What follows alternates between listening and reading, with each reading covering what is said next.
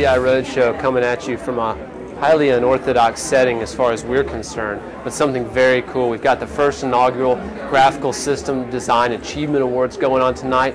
We're here in Austin, Texas at the Long Center for the Performing Arts, and we're going to be presenting awards tonight in 10 different categories, everything from aerospace to automotive. There are people here from all over. We've got mechatronics, embedded, robotics, a lot of cool awards going on here tonight. So we are going to walk around and I'm going to try to interview some folks, ask them about their applications, ask them about their technology, and give you a little insight into what's going on.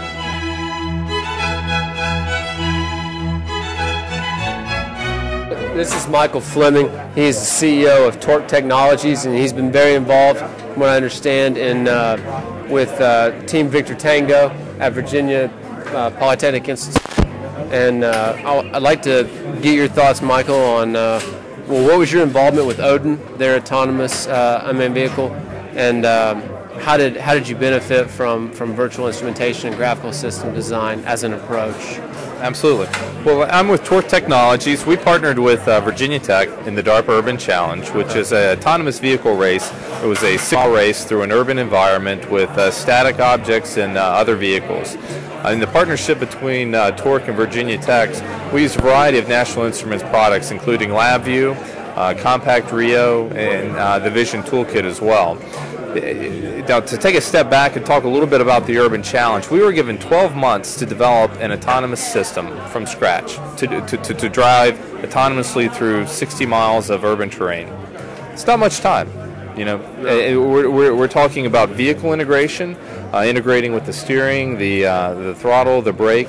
We're talking about integrating a variety of different sensors, including LiDAR, GPS, vision, inertial sensors. When you say urban terrain, you mean stoplights, stop signs, traffic?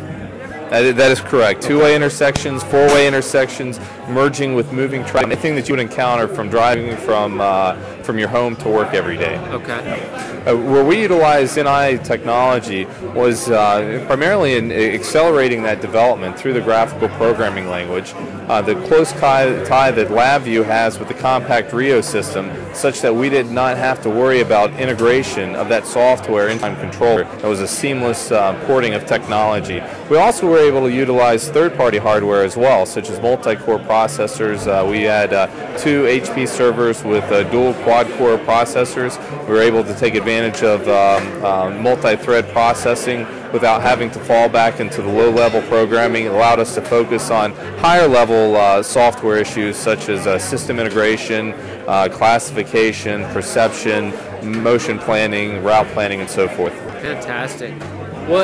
Having worked in the academic space, what would you say to any young students who are considering engineering as a field of study or as a career? I'd probably say a couple of things. The first thing that I would say is don't limit yourself. You know, the sky is the limit. Technology is rapidly evolving. Set your goals high. The second bit of advice I would give is partner with other college students and faculty students who have different experiences, who bring different skill sets to the table, and work with them within a comprehensive team to provide, you know, some sort of solution or some sort of product and demonstrate that product. And I would say the third thing is find an end user. Whether it's an organization within your academic institution, a government sponsor, or an industrial company, and approach them and ask them, you know, what are your needs? What are the challenges that you face? And get that information and come back with an idea and have that comprehensive multidiscipline team and come up with some sort of solution. The sky's the limit. Yeah, don't go it alone. Absolutely, absolutely. So Michael Fleming, thank you very much. Thank you. I appreciate it. Pleasure. I am here with Jeff Stevens, and he has won several awards tonight. And I wanted to ask him to take a minute, if you would, Mr. Stevens, and tell us a little bit about your application and how, you know, what your challenges were and how you benefited from virtual instrumentation, graphical system design. Okay, well, my company is Sonaris Medical, and what we intended to do was to develop a machine that would freeze breast tumors to kill them instead of what was then the current accepted procedure, which was surgical excision, which involves a hospital stay, general anesthetic. It's a highly invasive procedure. It can be very disfiguring and incredibly stressful. We replace that with an in-office procedure that takes about 20 seconds, 20 minutes, I wish 20 seconds, is minimally invasive, where the patient gets a little couple of millimeter long nick in the skin, and then our probe is inserted, the machine is operated, freezes the tumor. The challenge we had, that I had when I joined the company, is that they were asking for a fully functional prototype within about 4 months of when I hired on, and we had nothing. At that point, we didn't even have the requirements figured out. So I thought maybe I jumped into a bottomless pit. Indeed.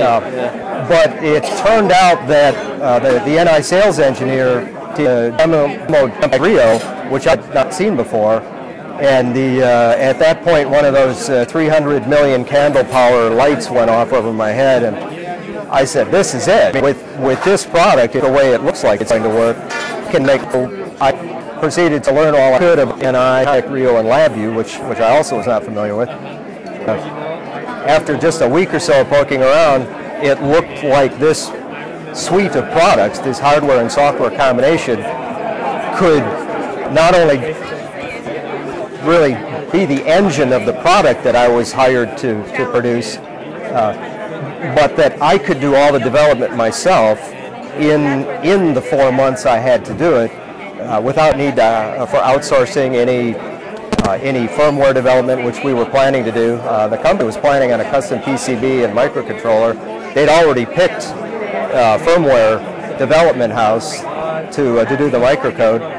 I came along and said, wait a minute, I think I can write all this software. LabVIEW looks pretty easy. And if we use Compact Rio, I don't have to design a circuit board. I don't really have to design anything except the elements that the controller is going to operate, the valves and switches and sensors and whatnot.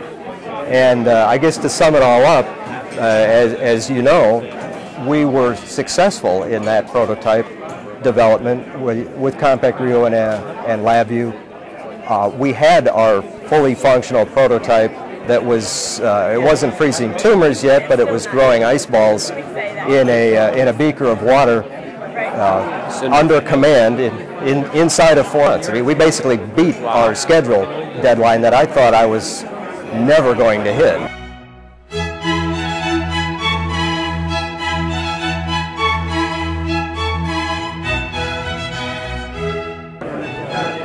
I'm here with Dr. Obayashi of Kyoto University, and I would like to ask you to tell us about your application and how you used graphical system design to accomplish and overcome the challenges. Okay, the aim of the instrument is the early detection of cancer. The cancer can be detected by using usual endo camera. But in my case, we can determine the structure inside the tissue of the cancer. So we aim to make the more precise determination of the cancer. And the reason that I used NI system is that we must, in order to make it a very fast instrument, we must make simultaneously acquisition of data in order of, say, the synchronization of the simultaneous acquisition of 256 channels. This can be only achieved by the NI's T-clock. So I use the T-clock system. I choose the T-clock system as my system core.